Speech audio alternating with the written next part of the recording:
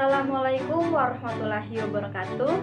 Perkenalkan, nama saya Virginia. Saya dari kelas D jurusan akuntansi, Fakultas Ekonomi Universitas Negeri Gorontalo. Pada video kali ini, saya akan menjelaskan dari sebuah contoh kasus mengenai revaluasi aktiva. Langsung saja kita menuju ke pembahasannya.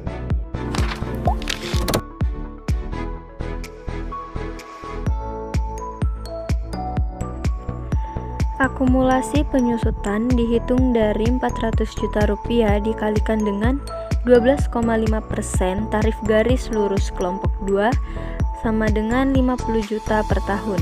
Karena sudah berjalan 3 tahun, maka akumulasi penyusutannya adalah 50 juta dikalikan dengan 3 tahun menghasilkan 150 juta rupiah. Dan nilai buku mesin dihitung dari harga perolehan dikurangi dengan nilai buku mesin atau 400 juta rupiah dikurangi lagi dengan 150 juta rupiah menghasilkan 250 juta rupiah.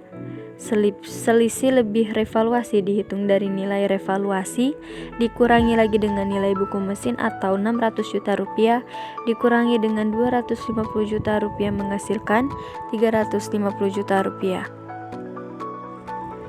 Nilai buku berasal dari nilai buku pada perhitungan sebelumnya dan nilai revaluasi berasal dari soal.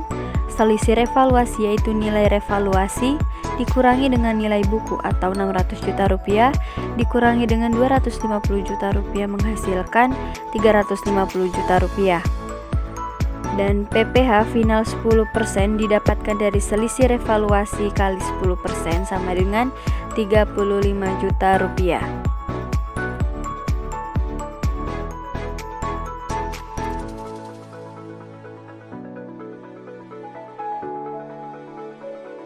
Nilai laba berasal dari soal.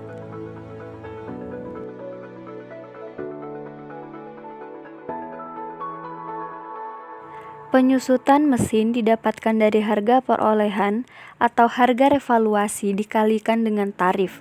Untuk revaluasi didapatkan dari 600 juta rupiah dikalikan dengan 12,5%, sedangkan untuk tidak revaluasi didapatkan dari 400 juta rupiah dikalikan dengan 12,5%. Penghasilan kena pajak didapatkan dari laba dikurangi dengan penghasilan kena pajak PPh dan 25% didapatkan dari PKP kalikan dengan 25%.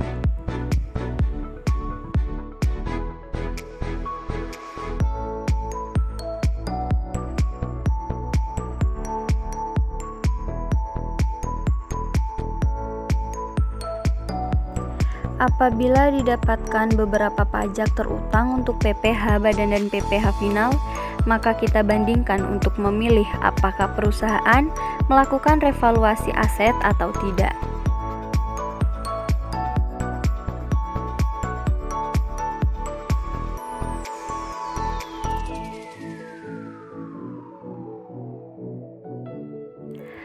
Akan kita lihat dari tabel ini bahwa pajak untuk melakukan lebih rendah dibandingkan dengan apabila tidak melakukan revaluasi, sehingga kita seharusnya memilih melakukan revaluasi dengan menghemat besar Rp2.500.000.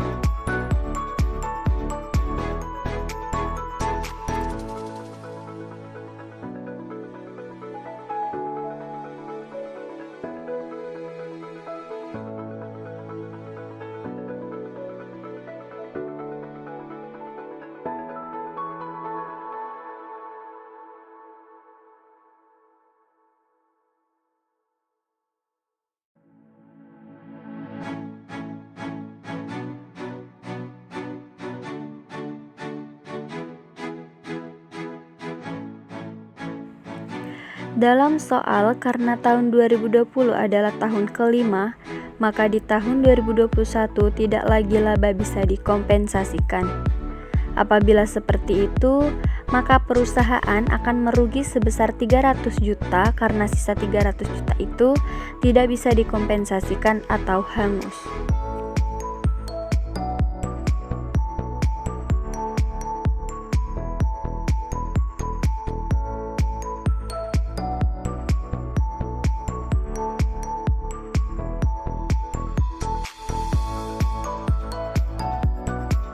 Berbeda dengan apabila perusahaan melakukan revaluasi, maka perusahaan akan mendapatkan keuntungan, yaitu membayar pajak dari dasar pajak yang rendah.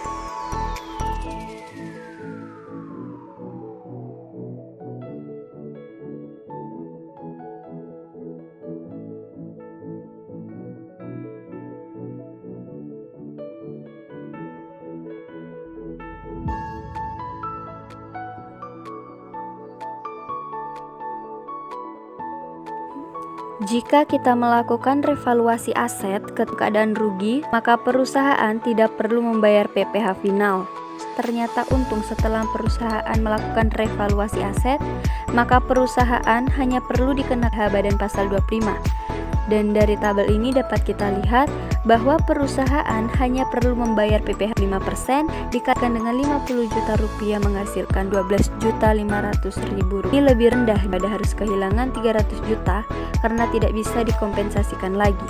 Dan hal ini dapat disimpulkan bahwa apabila kondisi rugi dengan ini, maka sebaiknya perusahaan memilih untuk melakukan revaluasi aset.